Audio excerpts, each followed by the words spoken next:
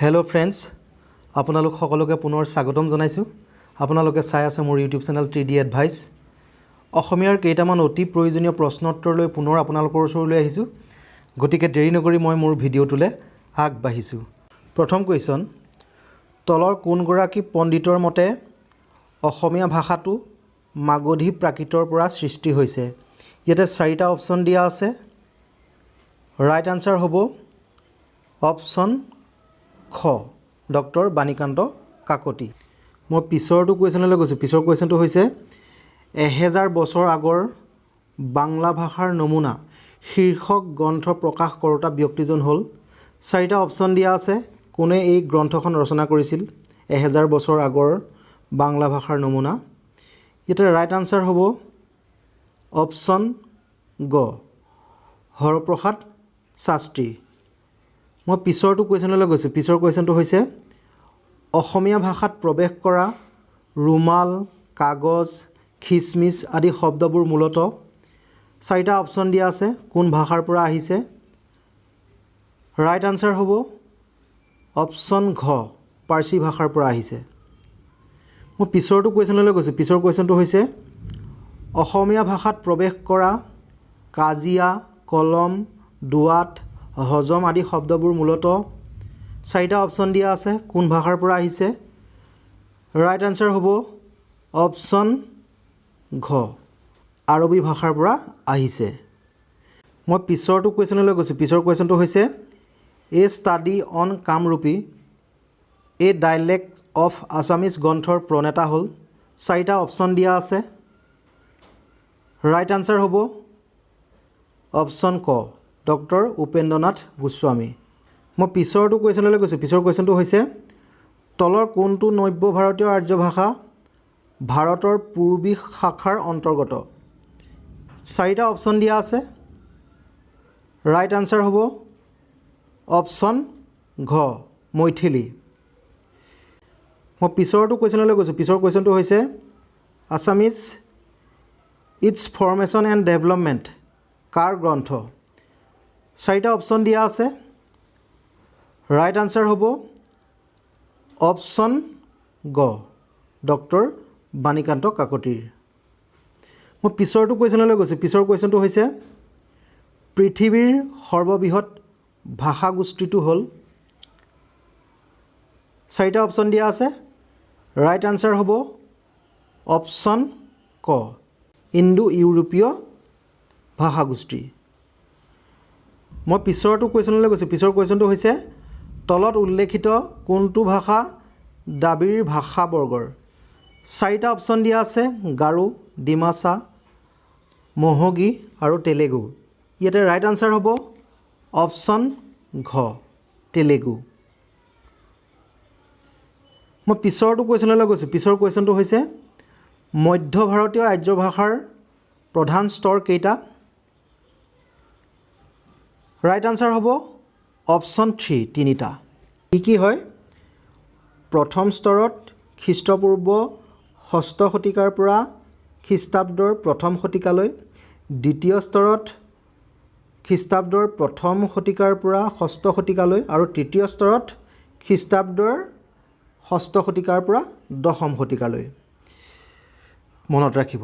মই পিছৰটো কুৱেশ্যনলৈ গৈছোঁ। পিছৰ কুৱেশ্যনটো হৈছে চৰ্যা গীতসমূহ কোন সময়ৰ ৰচনা? চাৰিটা অপচন দিয়া আছে। প্ৰয়োজনীয় কুৱেশ্যন। ৰাইট আনসাৰ হ'ব অপচন খ, 8মৰ পৰা 12 শতিকাৰ ভিতৰত। মই পিছৰটো কুৱেশ্যনলৈ গৈছোঁ। পিছৰ কুৱেশ্যনটো হৈছে অসমীয়া ভাষাৰ ব্যঞ্জন ধ্বনি কেইটা? সহজ কুৱেশ্যন, কিন্তু প্ৰত্যেকবাৰে আহে। ৰাইট আনসাৰ হ'ব অপচন ঘ, 21টা।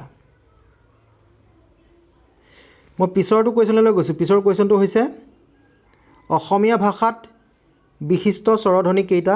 এইটো প্ৰয়োজনীয় কুৱেশ্যন, এইটো আহিছে। ৰাইট আনসাৰ হ'ব স্বৰধ্বনি 8টা। মই পিছৰটো কুৱেশ্যনলৈ গৈছোঁ। পিছৰ কুৱেশ্যনটো হৈছে বাহুই ভাষা কোনটো পৰিয়ালৰ? চাৰিটা অপচন দিয়া আছে। ৰাইট আনসাৰ দ্ৰাবিড় ভাষা পৰিয়ালৰ। অপচন খটো ইয়াৰ ৰাইট আনসাৰ।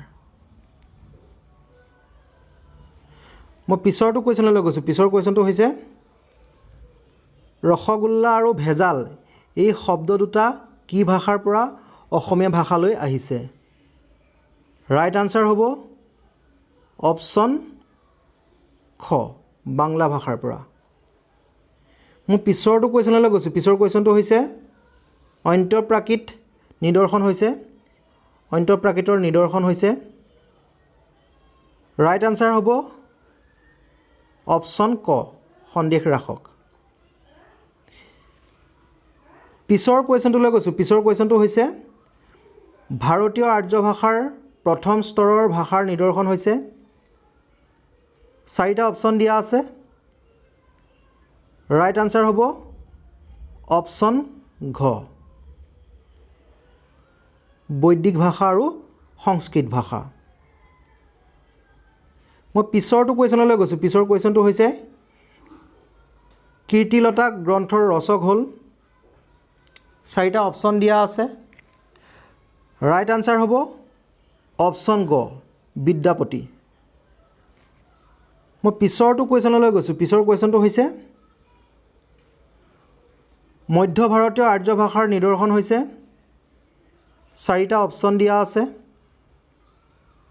ইয়াতে ৰাইট আনসাৰ হ'ব অপশ্যন ক পালি প্ৰাকৃত আৰু অপভ্ৰংশৰ ভাষা মই পিছৰটো কুৱেশ্যনলৈ গৈছোঁ পিছৰ কুৱেশ্যনটো হৈছে অসমীয়া ভাষাৰ ওপৰ প্ৰথম নিদৰ্শন পোৱা যায় চাৰিটা অপশ্যন দিয়া আছে ৰাইট আনসাৰ হ'ব অপশ্যন ঘ তাম্ৰ শাসনৰ ভাষাত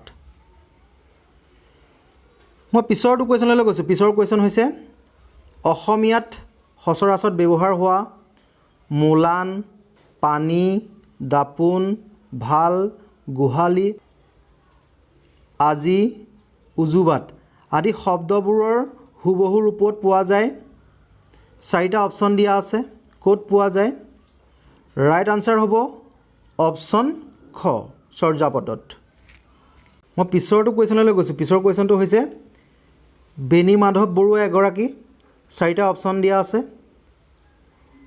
ৰাইট আনসাৰ হ'ব অপশ্যন ক ভাষা সংস্কৃতিবিদ মই পিছৰটো কুৱেশ্যনলৈ গৈছোঁ পিছৰ কুৱেশ্যনটো হৈছে চৰ্যাপদৰ পাছত কামৰূপী অসমীয়া ভাষাৰ নিদৰ্শন পোনতে পোৱা যায় ক'ত পোৱা যায় চাৰিটা অপশ্যন দিয়া আছে ইয়াতে ৰাইট আনসাৰ হ'ব অপশ্যন খ প্ৰাক শংকৰী যুগৰ অসমীয়া সাহিত্যৰ ভাষাত মই পিছৰটো কুৱেশ্যনলৈ গৈছোঁ পিছৰ কুৱেশ্যনটো হৈছে চীনা পৰিব্ৰাজক হিউৱেনচাং কেতিয়া প্ৰাচীন অসমলৈ আহিছিল চাৰিটা অপশ্যন দিয়া আছে ৰাইট আনসাৰ হ'ব অপশ্যন ক ভাস্কৰ বৰ্মাৰ ৰাজত্বকালত মই পিছৰটো কুৱেশ্যনলৈ গৈছোঁ পিছৰ কুৱেশ্যনটো হৈছে অসমৰ উজনি অঞ্চলৰ অসমীয়া ভাষাই কেতিয়াৰ পৰা সাহিত্যিক মৰ্যাদা লাভ কৰে